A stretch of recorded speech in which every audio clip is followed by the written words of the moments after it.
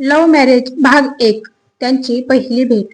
बाहेर मुसळधार पाऊस पडत होता आणि आभा रस्त्याच्या कडेला उभी राहून रडत होती. तिच्या डोळ्यातील अश्रू आणि पावसाचे पाणी एकमेकांत मिसळून जात होते. आरव, प्लीज मला सोडून जाऊ नकोस, ती अत्यंत आर्त स्वरात म्हणाली. तिने आरवचा हात घट्ट पकडून ठेवला होता. तिचा हात भीतीने आणि थंडीने थरथरत होता. आरवच्या चेहऱ्यावर मात्र एक वेगळीच अकालनीय शांतता पसरली होती. तो आभाच्या डोळ्यात पाहण्याचे टाळत होता. आभा, आता खूप उशीर झाला आहे, आरव अत्यंत संत आवाजात म्हणाला. त्याच्या आवाजात पूर्वीसारखा जिव्हाळा आता उरला नव्हता. आपल्या घरचे या लग्नाला कधीच परवानगी देणार नाहीत, त्याने वास्तव मानले. लव्ह मॅरेज करणं आपल्या समाजात इतकं सोपं नसतं आभा, तो पुढे म्हणाला.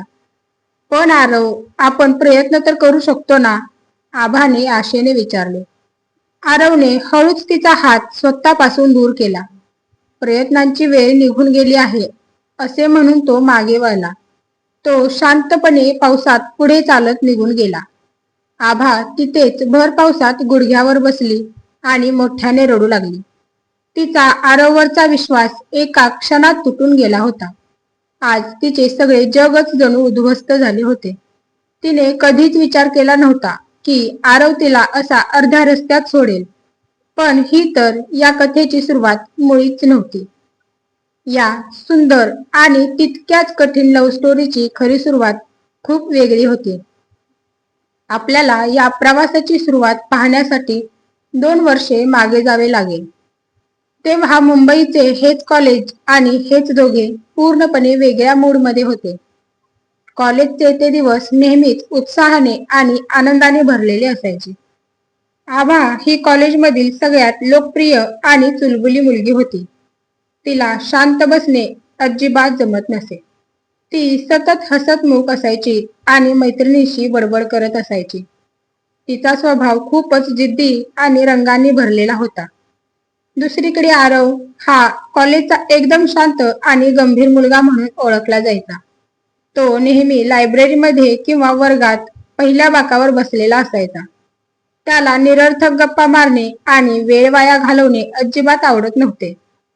तो प्रत्येक परीक्षेत टॉप करायचा, त्यामुळे प्राध्यापकांचा तो आवडता होता. एकाच कॉलेजमध्ये असूनही या दोघांचा एकमेकांशी कधीच संबंध आला नव्हता, कारण दोघांचे मित्रमैत्रिणींचे गट सुद्धा पूर्णपणे वेगळे होते. पण त्या एका दिवशी नियतीने काहीतरी वेगळंच ठरवलं होतं. तो सोमवारचा दिवस होता आणि कॉलेजमध्ये खूप गर्दी होती. आभा नेहमीप्रमाणेच घाईघाईने कॉलेजच्या कॅन्टीनमध्ये शिरली. तिच्या एका हातात मोबाईल होता आणि ती मैत्रिणीला मेसेज करत होती. दुसऱ्या हातात तिने नुकतीच घेतलेली गरम कॉफीचा कप होता. तिचे लक्ष समोरून येणाऱ्या व्यक्तीकडे अजिबात नव्हते. नेमका त्याच वेळी आरव हातात काही महत्वाची पुस्तके घेऊन समोरून येत होता. तो आपल्याच विचारात मग्न होता आणि नोट्स वाचत चालला होता. आणि अचानक एक मोठा अनपेक्षित प्रसंग घडला. आभा आणि आरव एकमेकांना जोरात धडकले. धडक इतकी जोरात होती की आभाच्या हातातील कॉफीचा कप हवेत उडाला आणि ती सगळीच्या सगळी गरम कॉफी आरवच्या पांढऱ्या शुभ्र शर्टवर सांडली. आरवच्या हातातील सगळी पुस्तके जमिनीवर विखुरली गेली. संपूर्ण कॅन्टीनमध्ये एका क्षणात शांतता पसरली. सगळे विद्यार्थी खाणेपिणे सोडून या दोघांकडे पाहू लागले. आरवला गरम कॉफीचा चटका बसला आणि तो जागीच थबकला. त्याने आपल्या शर्टकडे पाहिले, जो आता पूर्णपणे खराब झाला होता. आरवचा चेहरा रागाने लालबुंद झाला. त्याने अत्यंत संतप्त नजरेने आभाकडे पाहिले. दिसत नाही का तुम्हाला? डोळे कुठे आहेत तुमचे? आरव जोरात ओरडला. त्याचा आवाज ऐकून आभा आधी थोडीशी घाबरली. तिला स्वतःची चुकी माहिती होती, पण आरवचा ओरडण्याचा टोन तिला आवडला नाही. तिचा स्वाभिमान आडवा आला आणि तिनेही आपले तोंड फुगवले. तिने कमरेवर हात ठेवला आणि आरवच्या डोळ्यात डोळे घालून पाहिले. हॅलो मिस्टर, जरा नीट बोला, आभा उलटून म्हणाले. चूक फक्त माझीच नाही, तुमची सुद्धा आहे. तिने स्वतःचा बचाव केला. तुम्हीही समोर न बघता पुस्तकात तोंड घालून चालत होता ना? आभाचा हा उद्धटपणा पाहून आरवचा राग आणखीनच अनावर झाला. मी वाचत चाललो होतो, पण रस्त्यावर समोर काय आहे हे बघण्याची जबाबदारी तुमची होती. आरव म्हणाला. कॉफी तुमचीच आणली आहे, माझी नाही, त्याने शर्टकडे बोट दाखवत सांगितले. माझा हा आवडता शर्ट तुम्ही पूर्णपणे खराब करून टाकला आहे, आरव चिडून म्हणाला. ठीक आहे ना, इतका काय ड्रामा करताय, साधी कॉफीच तर आहे. आभा म्हणाली, मी तुम्हाला नवीन शर्ट घेऊन देईन बस, तिने बेफिकरपणे उत्तर दिले. आरवला तिचा हा पैशाचा आणि गर्वाचा तोरा अजिबात सहन झाला नाही.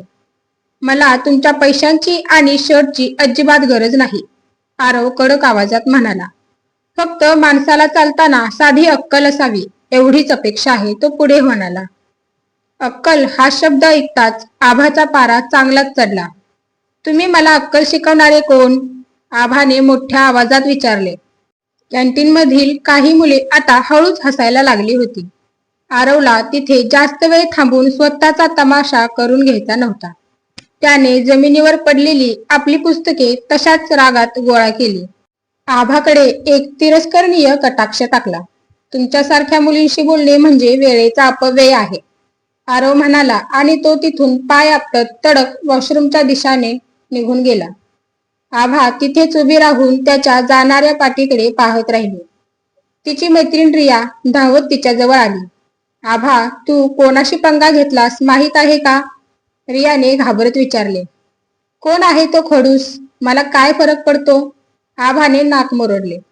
तो आरव आहे, आपल्या कॉलेजचा सर्वात हुशार आणि रागीट मुलगा, रियाने सांगितले. प्राध्यापकही त्याला काही बोलत नाहीत, एवढा तो हुशार आहे, ती पुढे म्हणाली. हुशार असेल त्याच्या घरी, माझ्यासमोर त्याने आवाज चढवायची गरज नव्हती, आभा म्हणाली. पण मनातून आभा खूप चिडली होती. कॉलेजमध्ये आजपर्यंत तिच्यावर कोणीच असा आवाज चढवला नव्हता. सगळ्या मुलांमध्ये ती नेहमी आकर्षणाचे केंद्र असायची, पण या आरवने तिचा सगळ्यांसमोर अपमान केला होता. तिने मनातल्या मनात एक निश्चय केला, या खडूस आरवला तर मी धडा शिकवणारच. आभाने रागातच कॅन्टीन मधून काढता पाय घेतला. दुसरीकडे आरव वॉशरूम मध्ये आरशासमोर उभा राहून आपला शर्ट साफ करत होता.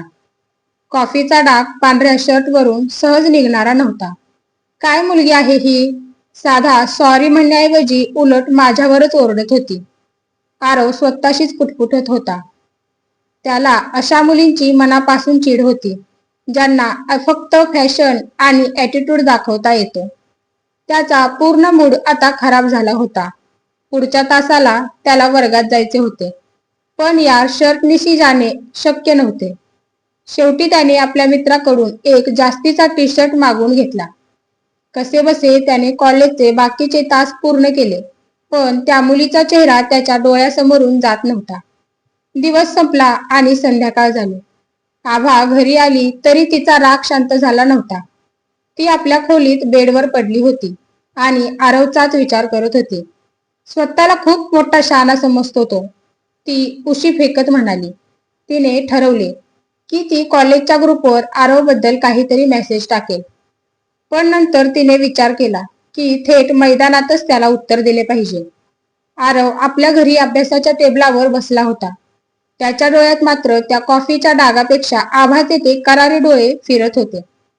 ती मुलगी नक्कीच कोणाची तरी ऐकणारी नाही, आरवने विचार केला. पण मला तिच्याशी काय करायचं आहे, मला फक्त माझ्या अभ्यासावर लक्ष द्यायचे आहे, त्याने स्वतःला समजावले. पुढचा दिवस उजाडला. मंगळवारची सकाळ खूप ताजी होती. आभा आज मुद्दाम लवकर कॉलेजमध्ये आली होती. तिची नजर कॉलेजच्या आवारात फक्त आरवला शोधत होती. आरव नेहमीप्रमाणे लायब्ररीच्या पायऱ्यांवर बसून काहीतरी वाचत होता. आभाने लांबूनच त्याला पाहिले आणि तिच्या ओठांवर एक खोडकर हसू आले. ती हळूहळू त्याच्या दिशेने चालू लागली. आरवचे लक्ष पुस्तकात इतके होते की त्याला आभा जवळ असल्याचे जाणवलेच नाही. गुड मॉर्निंग मिस्टर खडूस, आभाने त्याच्या अगदी जवळ जाऊन मोठ्याने म्हटले. आरव दचकला आणि त्याने वर पाहिले. समोर पुन्हा त्याच मुलीला पाहून त्याचा कपाळावर आठ्या पडल्या. तुम्हाला पुन्हा माझ्याशी भांडण करायचे आहे का, आरवने पुस्तक बंद करत विचारले. अजिबात नाही, मी तर इथे मैत्रीचा हात पुढे करायला आले आहे, आभा खोटे हसून म्हणाली. आरवने तिच्या वाढवलेल्या हाताकडे पाहिले, पण स्वतःचा हात पुढे केला नाही. मला तुमच्यासारख्या मुलींशी मैत्री करण्यात काहीही रस नाही, आरव स्पष्टपणे म्हणाला.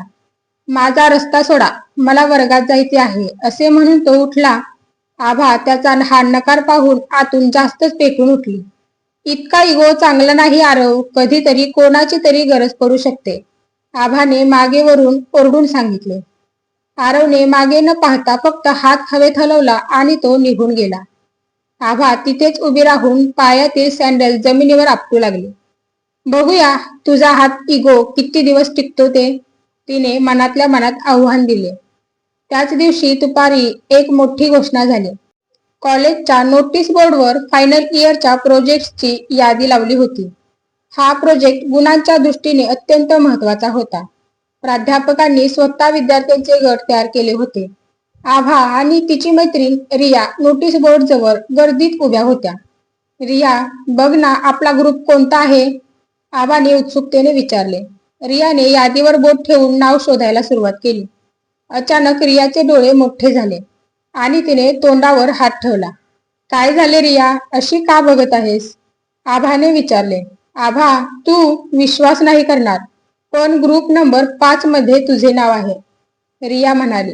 हो, तर मग यात आश्चर्य काय, माझे नाव असणारच, आभा म्हणाली.